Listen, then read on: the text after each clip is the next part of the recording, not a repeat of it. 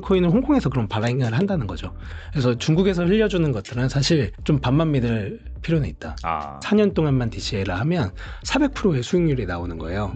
달러 기반 스테이블 코인이 점유율이 95% 이상이죠. 그렇게 하니까 비트코인을 100%로 하라고 하더라고요. 0.1비트 자체를 되게 오랫동안 보유하고 있다면 바뀔 수 있다라고.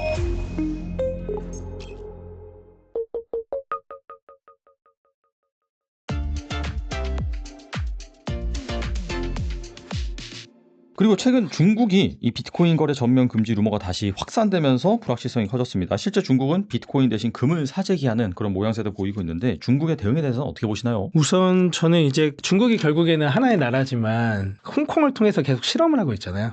네, 그래서 하나의 나라로 두 개의 정책을 항상 실험을 하고 있다는 생각이 들어요. 그래서 홍콩 같은 경우는 지금 뭐 비트코인 ETF나 이더리움 ETF도 이미 승인이 돼 있고, 그리고 지금 이제 보면은 이제 홍콩 스테이블 코인에서의 실험을 보면은 홍콩 달러만 하는 것들이 아니고 CNH랑 연동을 해요. 그래서 결국에는 중국의 위안화 실험을 하고 있다고 생각이 들거든요. 그래서 보면은 얘네가 이제 자국 내에서는 CBDC 실험도 하고 비트코인을 좀 금지하는 것들에 대한 스탠스를 보여주면서 홍콩에서는 이렇게 실험을 계속 하고 있구나라는 생각이 좀 드는 것 같고요. 결국에 위안화 스테이블 코인은 홍콩에서 그런 발행을 한다는 거죠. 홍콩 달러뿐만 아니라 위안화 연동이 되니까. 그래서 어느 정도 수요가 들어올지를 보면서 계속 실험을 하겠다라는 생각이 드는 것 같아요. 그래서 금을 사재기하고 있는 이유는 그건 것 같아요. 미국 자체에서는 야 이제 싸움이 바뀌었어. 금 모으기 아니고 비트코인 모으기야 라고 얘기를 하지만 야 그래? 그러면 우리도 따라갈래? 라고 할 수는 없을 것 같아요. 저도 금 모으기 싸움하고 있었는데 얘네가 갑자기 룰을 바꿨다고. 그래서 일단은 지켜보면서 이 싸움을 계속 벌이는 거죠. 네, 그래서 결국 이 싸움은 보면은 2100만 개 한정된 비트코인 그리고 2140년까지의 반감기 채굴이잖아요. 그러면 이 싸움 계속 시작된 지 저는 얼마 안 됐다고 생각하거든요.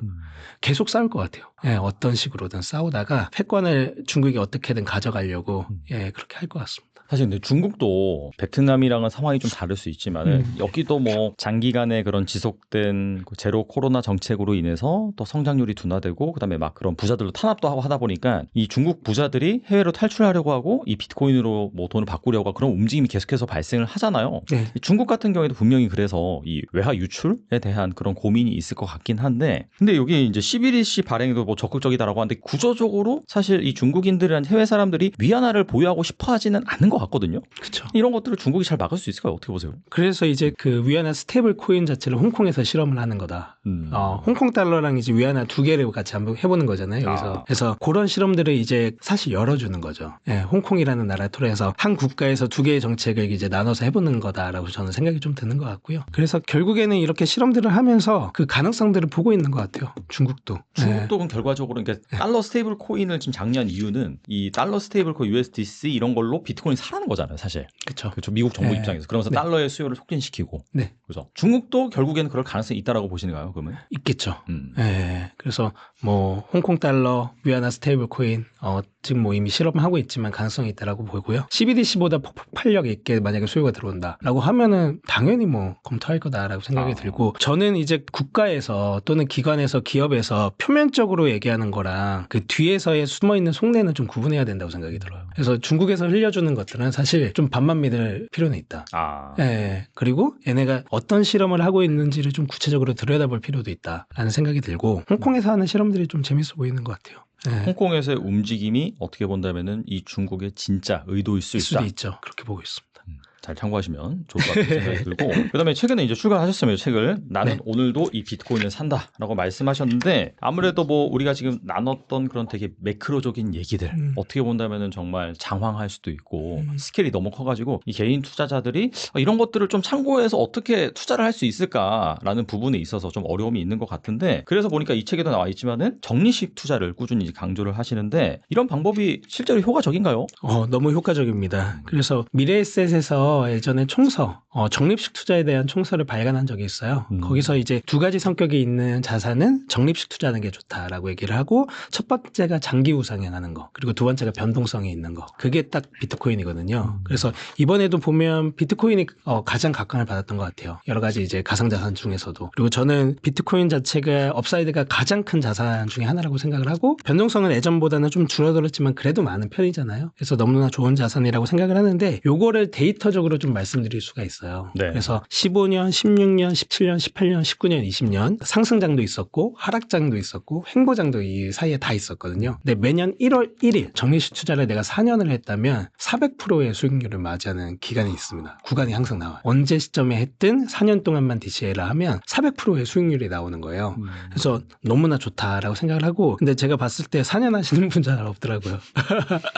그게 정말 힘든 것 같아요. 정말 힘든 것 같아요. 네. 그래서 어제도 나는 오늘도 비트코인을 산다가 책 제목인데 저 같은 경우는 어제도 오늘도 비트코인을 샀고 내일도 살 예정이거든요. 그래서 요거를 항상 좀 전도하게 되는 것 같아요. 그래서 4년만 DCA 해보시면 너무나 좋다라고 얘기를 하는 편이고, 그 사람들 같은 경우가 변동성을 좀 무서워하시잖아요. 무서워하죠. 네. 그리고 내려갔을 때 더 사고 싶어하고 내가 어떻게든 타이밍을 맞추고 싶어하고 근데 그게 되게 어렵거든요. 그래서 기계적으로 하는 게 좋다라고 해서 저희가 만든 게 이제 비트코인 적립식 투자 서비스고, 저희 서비스가 사실 좀 혜자가 있는 부분이 있습니다. 그 AI랑 온체인 데이터 분석해서 사람들의 니즈랑 뭐 저의 니즈도 반영해서 비트코인이 쌀 때 좀 더 많이 사주고요, 비쌀 때 좀 덜 사줘요. 그래서 구매 비중을 조절해 주거든요. 그래서 이렇게 하면 수익률이 좀 더 극대화돼요. 일반 적립식 투자보다. 그래서 이렇게 하시면 되게 좋다라고 생각을 하고 있습니다. 방금도 말씀하셨는데 이 책에서 적립식 투자를 위해서 온체인 데이터로 시장을 읽는 방법에 대해서 말씀해 주신 걸로 알고 있는데 이것도 좀 간단하게 말씀해 주시면 좋을 것 같아요. 네, 블록체인 네트워크상에 기록되어 있는 데이터를 온체인 데이터라고 하고요. 사실 블록체인 되게 투명하다 그랬잖아요. 네. 그래서 누구나 볼 수 있어요. 근데 누구나 보지 않죠. 거의 아무도 보지 않아요. 네, 정말 보지 않는 데이터고, 그래서 전문가들이 좀 많이 보는 데이터이다, 이 씬에서의, 그렇게 생각해 주시면 좋은데, 저희는 요거 4개 정도 특허가 있고요. 그래서 이 데이터들 진짜 많아요. 근데 좀 이제 말씀드릴 수 있는 게, 저는 이제 주로 MVRB랑, 그리고 MVRB는 시장의 기회랑 과열을 볼 수가 있거든요. 그래서 지금 어느 정도 이제 수급이 많이 몰리고 있고, 사람들이 어느 정도 수익률을 거두고 있고, 뭐 사람들이 수익률을 많이 거둔다 그랬을 땐 사실 좀 파는 흐름들 나오잖아요. 그래서 그런 것들 좀 볼 수가 있고요. 그리고 SOPR이라는 지표도 있어요. 이것도 이제 수익률을 좀 볼 수 있는데, 그 단기 SOPR이라고 해서 그 단기로 투자하시는 분들, 예를 들면 5개월 미만의 투자자들이거든요. 그래서 5개월 미만 투자하시는 분들은 더 잘 팔아요. 수익률이 좀 더 나오면. 그렇잖아요. 네, 보통 습관상. 그래서 그런 것들 좀 보고 있고, 푸얼 멀티플이라고 해서 채굴자 지표도 좀 보고 있습니다. 채굴자들이 뭐 최근 1년간 평균치를 비교했을 때 어느 정도 수익률을 거두고 있냐 이고, 채굴자들도 팔아요. 비트코인 많이 오르면 팔아요. 많이 오르면 팔고, 나스닥에 상장된 이제 비트코인 채굴사도 한 10개 되는데 걔들도 팔아요. 다. 그래서 본인들이 기대했던 수익률보다 항상 높아지면 팔립니다. 그래서 이제 다음 시즌을 준비하기도 하고, 그래서 그런 흐름들이 있기 때문에 그렇게 이제 그 온체인 데이터를 좀 보면서 하면 좋다. 그리고 그 온체인 데이터를 활용한 시장의 기회와 과열 지표를 저희 서비스에 좀 잘 담아놨다라고 이해하시면 좋습니다. 아무튼 뭐 책을 보신 다음에 그런 데이터를 활용해서 본인이 직접 투자를 하셔도 되고, 뭐 이런 것들이 복잡하다라고 한다면은 그 서비스를 이용해 보는 것도 좋다, 이렇게 볼 수 있겠네요. 그리고 앞서서 이더리움 얘기하면서 알트 얘기 살짝 했는데 조금 더 해볼까 합니다. 올해 상반기 가장 뜨거운 주목을 받았던 암호화폐는 바로 이제 리플이었죠. 리플이 연초 대비 무려 475%나 상승을 했는데, 부대표님의 알트코인 투자보다 비트코인 투자를 훨씬 더 강조하신 걸로 알고 있습니다. 근데 비트코인과 함께 이 이더리움, 리플 등 주요 알트코인이 글로벌 전략 자산으로 부상하는 상황에서 이 알트코인 투자는 어떻게 보시나요?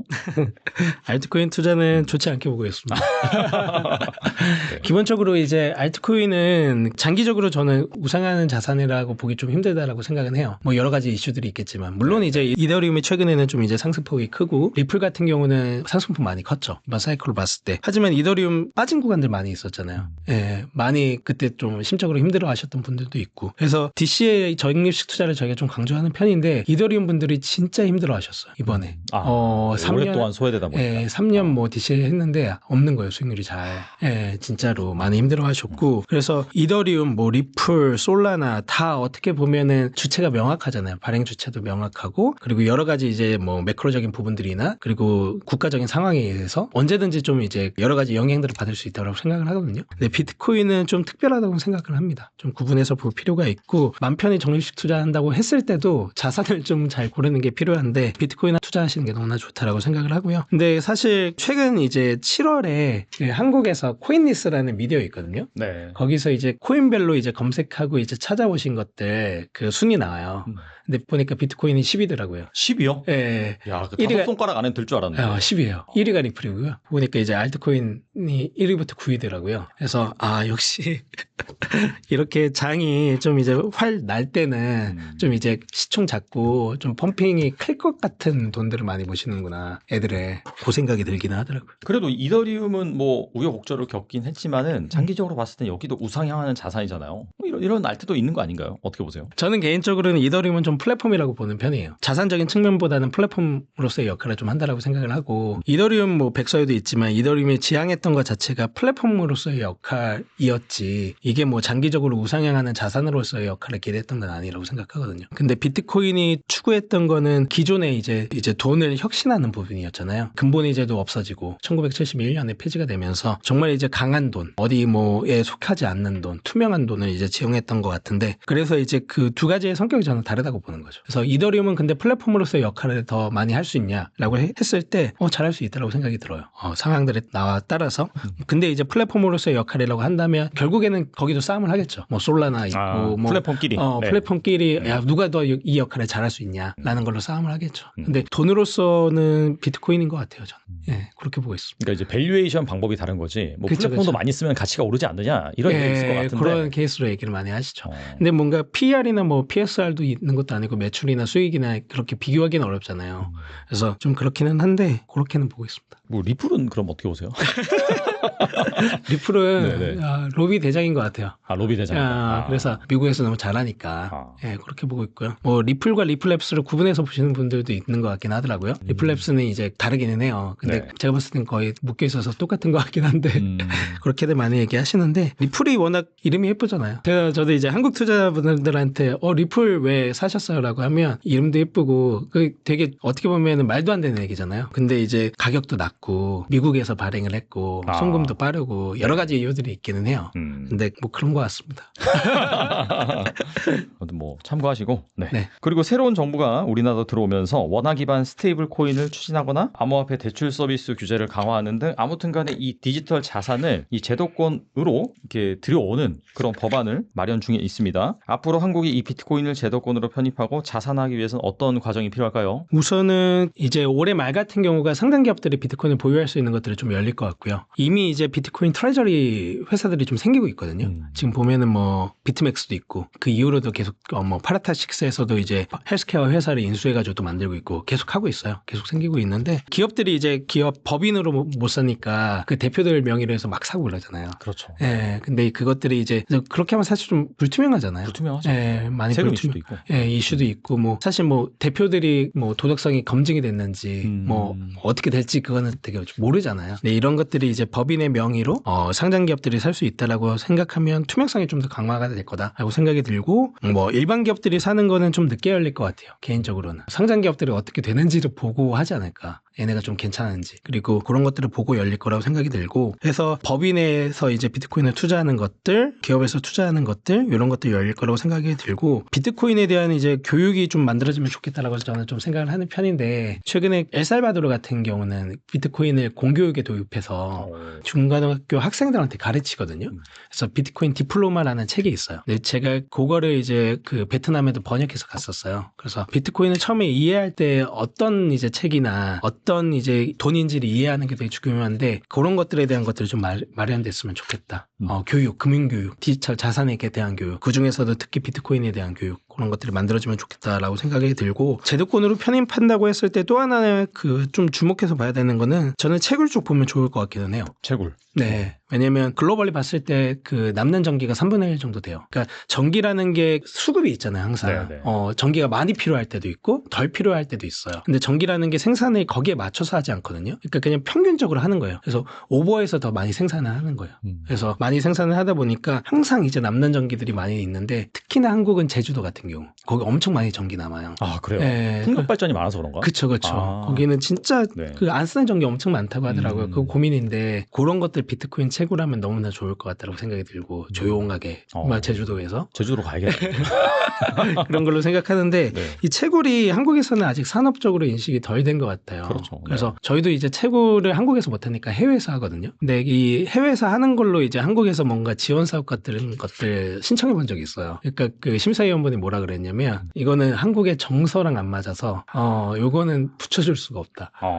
이런 제목으로는 이런 타이틀로는 사업으로는 정서가 뭘까요, 한국에? 한국에 비트코인이라는 말 나오면 너무 겁내하고 채굴 사업으로 저희가 하겠습니다라고 하면 겁내해요. 이런 거 붙여줬다가 자기가 욕먹는 거 아닌가? 라고 싶어 하시는 것 같아요. 그래서 이게 너무 어렵다고 생각이 들고 하지만 이제 보면은 나스닥 미국에서는 15개 상장사 15개 이상이죠. 상장사들이 비트코인 채굴 사업 회사이 되고 최근에 이제 뭐 피터 틸 아까 말씀드렸던 아크 인베스트 정말 유명한 투자사들이 관심 갖고 이제 투자한 게 비트코인 채굴하면서 이더리움 트레저리 하는 기업이거든요. 그래서 보면은 너무 이제 글로벌 정서랑 저는 이제 너무 떨어져 있는 거예요. 저는 이제 해외도 많이 나대고 뭐 이제 이번 달 말 같은 경우에 비트코인 홍콩 행사도 가는데 보면 그 해외에서 느끼는 정서랑 한국에서 느끼는 정서 차이가 좀 많이 커요. 그런 생각이 좀 듭니다. 그리고 앞서서 이제 스테이블 코인도 계속해서 다뤘는데 우리나라도 원화 기반 스테이블 코인 뭐 나온다라고 하잖아요. 여기에 대한 입장은 어떠세요? 사실 시도해 볼 수는 있는 것 같아요. 뭔가 저는 사실 알트코인 찍는 거는 좀 반대하는 사람이에요. 왜냐면 정말 이제 말도 안 되는 것들이 너무 많이 나온다고 생각을 하고 스테이블 코인 자체는 사실 달러 기반 스테이블 코인이 점유율이 95% 이상이죠. 글로벌리 봤을 때. 그리고 원화 스테이블 코인은 미국에서 봤을 때는 스테이블 코인으로 인정을 안 해줘요. 원화를 뭐 사실 쓸 필요 없으니까 미국에서. 그래서 미국에서의 기준 자체는 달러를 패깅한 것만 스테이블 코인 이에요. 왜냐면 미국에서 봤을 때는 원하는 스테이블 하지 않잖아요. 그렇게 인정을 하더라고요. 근데 그것과는 별개로 한국에서의 쓰임새들을 봤을 때 시도해 볼 만하다고 생각하거든요. 이걸 어떻게 해서 금융 인프라에 좀 넣어서 할 수 있는 것들이 있을까라는 고민이 필요하다고 생각하고 베트남도 제가 지난주에 갔다 왔는데 베트남도 스테이블 코인이 있어요. VND 동으로 한 거. 동을 기반으로 한 거. 근데 그 베트남에서 허가를 안 해줘요. 그 거래이 에어리어라고 했잖아요. 그래서 베트남 동으로 비트코인 못 산다고 했잖아요. USDT, USDC로 사거나 베트남 외 국가에서 이제 그 기업들이 발행한 스테이블 코인이 있어요. 근데 그거를 베트남 사람들이 암암리에 쓰고 있어요. 그러니까 이걸 안 해주니까 해외 나가서 찍는단 말이에요. 그 베트남을 찍었잖아요. 베트남에서 못 찍으니까 해외 나가서 찍은 거예요. 베트남 스테이블 코인을. 한국에서도 근데 이걸 안 해주잖아요. 그럴 가능성이 있다고 저는 봐요. 물론 그러면 한국에서 쫓아가서 내려올 수도 있겠지만 너 한국에서 못 찍으니까 한국 밖에서 나가서 스테이블 코인 찍었어? 너 이거 인정 안 해줘. 막 이럴 수도 있겠지만 이런 사태들이 생길 수 있다라고 생각하거든요. 그러면 사실 규제 안으로 만들어서 이 스테이블 코인이라는 것 제도가 보면 미국에서는 두 가지로 규제를 하거든요. 하나는 이제 정보를 볼 수 있어야 돼요. 정보적인 통제. 또 하나는 물리적인 통제예요. 이 물리적인 통제는 뭐냐면 너가 달러 스테이블 코인 찍으려면 미국 안으로 들어와요. 미국 안으로 들어와서 달러 스테이블 코인 찍으라고. 테더도 그래서 원래 밖에 있었잖아요. 근데 미국으로 이제 들어오게 됐거든요. 그래서 원화 스테이블 코인을 찍으려면 한국에서 사업을 하는 거죠. 그러면 이제 뭐 해외 기업들도 있을 수 있고 결국에는 이제 관리가 잘 될 거라고 생각을 들고 그게 안 되면 베트남처럼 나가서 찍는다라고 저는 생각이 좀 들기도 해요. 근데 원화 기반 스테이블 코인의 부정적인 견해를 가진 그런 시각을 살펴보면은 어차피 달러는 뭐 전 세계적으로 많이 통용이 되고 그러다 보니까 이 스위프트망이라든지 기존 그런 제도권 금융 시스템을 통해서 거래하기 힘들었던 거를 그냥 코인으로 암호화폐 블록체인 안에서 왔다 갔다 해서 편해서 쓰는 거지. 근데 원화는 그렇게 쓰겠냐 그런 말이 있거든요. 이거 어떻게 보세요? 그런 말도 많은 것 같아요. 근데 그거는 사실 현재까지 이어져 왔던 것들을 토대로 얘기하는 것 같아요. 현재까지 당연히 그래 왔죠. 그렇죠. 달러 스테이블 코인을 위주로 써왔고 달러 스테이블 코인 기반으로 해서 금융에 편입할 수 있는 것들을 만들어 왔고 근데 그거는 원화 스테이블 코인이 없었기 때문이잖아요. 없었기 때문에 계속 그래 왔고 그리고 다른 나라의 스테이블 코인도 없었기 때문에 그래 왔고 그래서 과거 기준으로 볼 때는 당연히 맞는 말 같아요. 그리고 시장 점유율도 너무 높기 때문에 침투했을 때 어느 정도의 그 임팩트가 나올지도 사실 좀 예측하기 어려운 것 같아요. 근데 개인적으로는 스타트업을 하는 사람이다 보니까 가능성이 있으면 시도해 볼 수는 있다라고 생각이 좀 드는 것 같아요. 그리고 시도 못 해볼 건 아니다라고 생각이 들어서 하다 보면 더 좋은 것들이 좀 나오지 않을까라고 생각은 하고 있습니다. 어차피 우리나라가 이제 수요 비중이 높다 보니까 GDP에서 차지하는 비중이 그러다 보니까 이제 뭐 우리나라는 거래를 하는 해외 그런 기업들이라든지 아니면 그런 상인이라든지 그런 쪽 입장에서는 단순히 그냥 그런 기존 금융 결제망을 통한 원화 유통보다는 뭐 스테이블 코인에 선호할 수도 있겠네요. 결제가 빠르고 이제 그렇게 하다 보니까. 그럴 수 있죠. 그렇게 보고 있습니다. 그리고 이 암호화폐를 활용해서 노후를 위해서 1억짜리 이제 포트폴리오 짠다라고 한다면 하면 어떻게 구성할 수 있을까요? 그렇죠. 이게 포트폴리오 이론으로 하면은 최근에 그 메타플래닛 아시죠? 네. 일본에서 비트코인 가장 많이 보유한 기업이고 네. 거기에 그 CEO가 그런 얘기했어요. 인터뷰였는데 포트폴리오 어떻게 하면 좋습니까? 그렇게 하니까 비트코인을 100%로 하라고 하더라고요. 그래서 저도 개인적으로 이제 이 포트폴리오 이론 나오면 비트코인 비중이 많으면 많을수록 좋다라고 말씀드려요. 그러면은 사실 비트코인 쌀 때 더 사고 싶은데 그렇게 하기 너무 어려워요라고 얘기를 하시거든요. 그래서 그러면 저는 항상 저희 서비스 이용하라고 말씀을 좀 드리고 비트코인 쌀 때 더 많이 사고 싶고 비쌀 때 더 적게 사고 싶은 것들을 저희 그 서비스 안에서 적립식 투자라는 그 베이지가 안에서 스마트 저금통 AI랑 원체인 데이터 분석해서 해주는 것들이 있으니까 그렇게 하시면 좋지 않을까라고 생각이 좀 들고요. 비트코인 비중은 높으면 높을수록 좋다라고 생각은 하고 있습니다. 그럼 질문을 좀 바꿔서 비트코인 한 어느 정도 보유하고 있어야지 뭐 내가 이제 장기적으로 10년, 20년 투자했을 때 노후를 좀 안정적으로 보낼 수 있을까요? 그거를 0.1비트로 얘기를 많이 하더라고요. 0.1비트. 예, 20년 정도까지 보유를 한다라고 했을 때. 그래서 그 인생이 바뀌는 정도를 좀 얘기하기는 좀 많이 어렵겠지만 네. 0.1비트 자체를 되게 오랫동안 보유하고 있다면 바뀔 수 있다라고 얘기들을 최근에 많이 하는 것 같아요. 2,100만 개의 한정된 자산이잖아요. 그 중에서의 0.1비트면은 사실 작지 않은 거죠. 그렇게 생각을 하고 있고 비트코인 같은 경우는 저는 정말 이제 정말 전통 금융 안에 들어왔다고 생각이 들어요. 24년 1월에 비트코인 ETF가 승인이 되면서 이제 전통 금융 안으로 들어왔잖아요. 어떻게 보면은 애플이라는 기업이 시드 단계에서 뭐 프리A 뭐 정말 이제 스타트업들이 투자받는 그 단계들이 있거든요. 그걸 다 거쳐가지고 상장을 하고 그리고 30년이 지난 애플의 주식 가격을 보면 미쳤어요. 애플이 상장됐던 시점과 30년 후를 보면. 근데 비트코인 같은 경우는 작년에 이제 ETF로 들어왔단 말이죠. 근데 0.1비트를 내가 20년, 30년 보유를 한다 그러면 아마 20, 30년 뒤에는 정말 놀라운 가격이 돼 있지 않을까 생각은 하고 있습니다. 그러니까 뭐 엔비디아나 이런 기업들이 막 몇천 프로 오른 것처럼. 그렇죠. 예, 20, 30년 뒤면 그때 제가 이 방송에 또 나올 수 있으면 좋겠네요. 방송 없어지지 않을까요? 저희 채널이 없어질 거예요.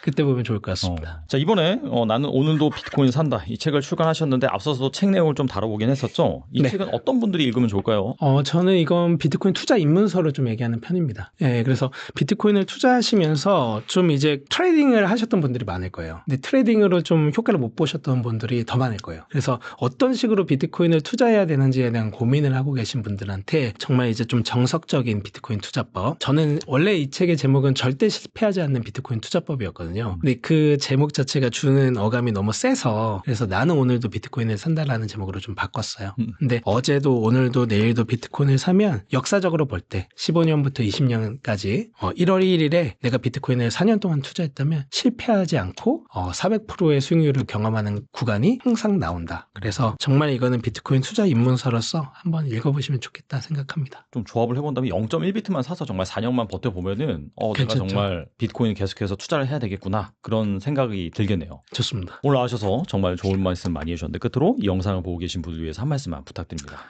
두 번째 방송 출연인 것 같습니다. 그때는 제가 땡스가 포 비트코인이라는 책을 좀 소개해드렸던 것 같아요. 이번에는 제가 직접 쓴 책 나는 오늘도 비트코인을 산다라는 책을 좀 들고 나왔고요. 국내에서 최초로 이제 비트코인 적립식 투자 서비스를 만들었던 사람으로서 비트코인에 대한 여정을 좀 담은 책입니다. 그래서 어제도 오늘도 내일도 비트코인을 사면 절대 실패하지 않거든요. 그래서 절대 실패하지 않는 비트코인 투자법을 이 책으로 좀 재밌게 배우시면 좋을 것 같습니다. 감사합니다. 네, 변동성도 크고 정말 이 매크로 이슈고 전 세계의 모든 이슈가 비트코인에 영향을 준다라고 해도 과언이 아니기 때문에 사실 그런 것들을 일일이 변수를 계산해서 투자를 한다라기보다도 말씀하신 것처럼 이 적립식으로 투자하면 정말 좋은 성과가 날 거라고 생각이 되고 또 그 다음에 이 책에 그 방법이 자세하게 나와 있으니까 꼭 한번 참고해 보시면 좋을 것 같습니다. 네, 지금까지 강승구 부대표님 나와주셔서 감사합니다. 감사합니다.